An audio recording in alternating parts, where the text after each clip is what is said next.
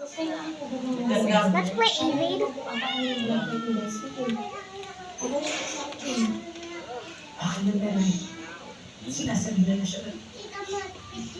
If you wanna join, guys, I'm giving free Robux.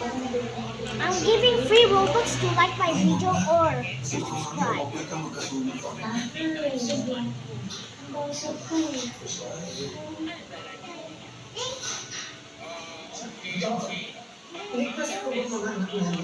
Fortunately, the gunshot wound of patient Rick Matias did not cause a vascular injury.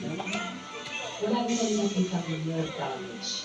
Mabuti na lang, nadala siya kaagad dito sa ospital at na-prevent yung diagnose. But I recommend na kailangan mo na mag-stay dito na ilang araw hanggang sa kung yung buong resulta. Kung ano ba tayo doon, share. After patient